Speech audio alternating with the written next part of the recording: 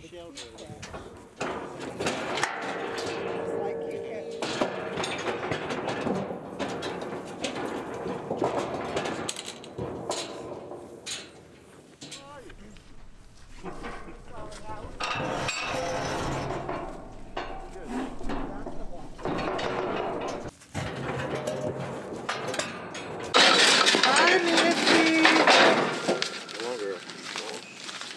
Go the other way. She's lost a little weight. Well, she's grown tall is what she's doing. Come on. Come on. Gosh, wait till we get that salt right here. The other day we were actually out filming just a few clips for this pulled Brahman video, and you know, it was extremely cold out there. I think it was probably right above freezing. It was raining, some sleet was coming down. I might have seen a few flakes out there, I don't know. I'd have to go back and look at the camera footage, but we were basically filming the AIing of some cattle that with a special sperm that came from another country. I'm not gonna give all that away right now. I don't wanna, you know, give up what they've been working towards marketing and working on. That would defeat the purpose, but it's very exciting what they are doing and the line of Brahman cattle that they're trying to bring into this country. The EBBA is a wonderful association. They were the ones working with us on it. I have to say, it was so cold out there, but my hands were just going numb the entire time we were there. But I did have a small farm send me a product that they have been making. Now, Ron Miskin and his wife own a bison farm down in Texas, and they just love the breed. They love the conservation of the animal. And bison, when it comes to soil quality, in my perspective, are one of the most sustainable animals out there.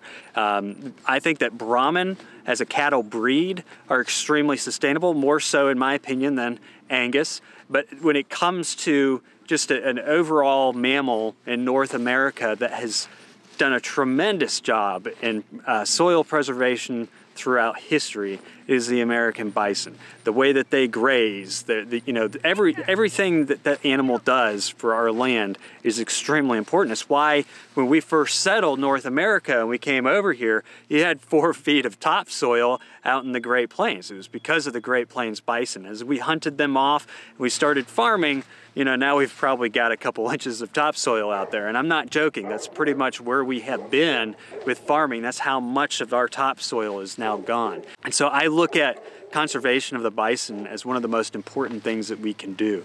We need to bring back more herds of bison. And where we can't bring in bison, we need to improve with more herds of cattle. You know, the amount of sustenance you could get out of a cow to feed a bunch of people, the trade-offs are astronomical, and those are some things that, you know, hopefully we'll be able to cover with some scientists. I don't want you to take my opinion for it. We'll try and get some coverage with this stuff with some scientists to help you understand the significant impact of biodiversity on our planet, on our soil, and why it's so important. But bison, to me, are they're kind of the iconic animal of the staple animal of North America that really shows how, you know, this regeneration, soil regeneration actually works, and why it's so important to have these ruminants. And so I love what they're doing. They're trying to conserve the bison breed. In doing that, they have come up with product lines of bison wool products. They also have bison leather products. But what they're doing with these products is they're utilizing other parts of the animal. We always have used leather from cows for different things. I guess the big thing now is vegan leather. When I first heard vegan leather, I thought somebody meant like they had dried out a vegan. And I thought, how ironic is that? Kind of gross. But then now I've come to terms with the fact that it just means that it's more plastic that we're putting into our environment. So when we utilize an animal, being able to utilize every part of it is extremely important. It's part of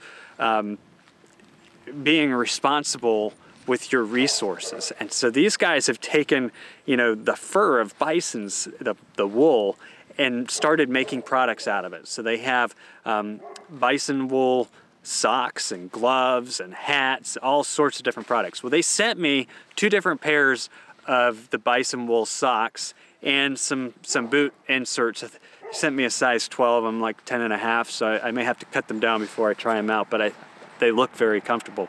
The socks are amazing. When we were out filming the other day and it was 34 degrees, I had those socks on and my hands were freezing. I was freezing. But normally my toes get really cold because I wear Rocky boots, and when they get wet, everything starts to get really cold. I was toasty. It was perfect for what we were doing. And I was wearing the Bison Wool Company Trekker socks because I knew it was going to be cold and they looked extra fluffy and I wanted something extra fluffy. And they worked fantastic. I loved them. They were super comfy. Today, I'm wearing the Bison Wool Company Pro boot socks, I think they are called. And again, these are super comfy. It's cold out here today. It's just been a little cooler lately. Again, my feet are warm. These socks leave a little more room in the boots, so they're a little more comfortable for just day-to-day stuff, taking your shoes on and off. I actually, the Trekker socks, I think I liked yesterday because I wasn't taking my boots off going in and out. I was outside for quite a bit of time, and just having that extra warmth and protection around my foot was very comfortable to me. On a day like today where I'm going in and out all day long, the Pro socks are actually a little thinner, so it's easier to get the boot on and off. And again, they provide a considerable amount of warmth. Their socks and their wool products are, you know, probably 30 to 40% bison wool.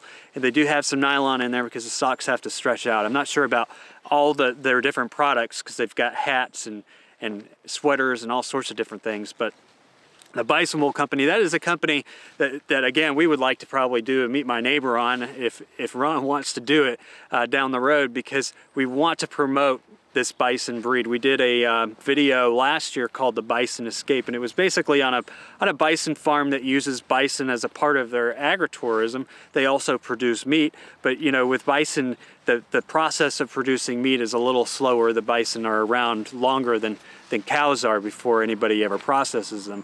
So having these alternative methods, having a way of creating income off of every part of that bison, so that, and they also, you know, they get a lot of byproducts from other ranchers sent to them to put into these materials. It's not all coming from their farm, but they're providing an income source to those other bison ranchers. They're helping them out by buying, you know, products off of them that they otherwise wouldn't have a buyer for, and then they're turning it into a product that we all need. We all need warm socks, we all need warm gloves, and they're fantastic. They're super soft. I love the products. I love the concept. I love the whole conservation thing. And bison, like I said, is something you'll probably see a lot on our channel. We started our farm or our ranch with the vision of raising bison. Right now we have horses, we have cows, we're probably getting some sheep and some pigs. The reason why we haven't brought bison out here is just because we could, I mean, this field that I'm standing in now, it's big enough probably for a herd of 5 or 6 bison. They would pretty much be yard ornaments for us. They would definitely create, you know, an interesting backdrop for you guys. But the cost of the infrastructure, the fences and things, to make us feel comfortable with the liability of those animals out here is way up there, and we just haven't gotten to that point. But we do enjoy our horses. You know, I love my cows. We've got chickens. We're bringing in some other smaller livestock breeds that I think will add a lot of dynamic to this place. And you know, again, right now we're focused on helping kind of rebuild the image of American agriculture, help people understand the importance of it.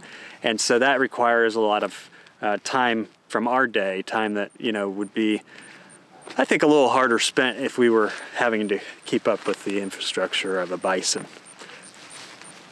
So Ron, check your email. I emailed you. Get back to me. I'd love to, you know, to put you guys on the books there and just share with our community more about the Bison Wool Company and, you know, this conservation effort of bison in general. I've had a couple other subscribers send me some products. I'm working with one subscriber on designing possibly a hat that, you know, you guys could buy. And so we love promoting any small business, anybody that has a great product that we like. But again, our focus is on agriculture. So if you guys have a product or a service or something that you think our channel would benefit from, we definitely don't mind checking it out and sharing it with our channel, as long as we like it. I mean, we'll share it even if we don't like it, but we won't have good things to say about it. So I don't know, you know, we'll talk about that. You know, you tell me what you have and I'll tell you if I think it'll work. I hate doing bad reviews. So stay tuned. We have a lot of stuff planned for 2021, but we're also keeping some of the things that a lot of you guys have loved on the channel. You know, it's funny, I was giving a talk in September, and I asked the crowd, I said, how many of you are farmers? And I had like 1 or 2 hands pop up, and I said, how many of you are homesteaders or raise livestock or grow a garden at home? And almost the whole room's hands went up. And I said, you guys are all farmers. All of these laws, all of these things impact all of you. But the point is that everybody in rural America is affected by small farms, by what's happening with small farms, what's happening in agriculture in general. It is a part of your life. It's all around you.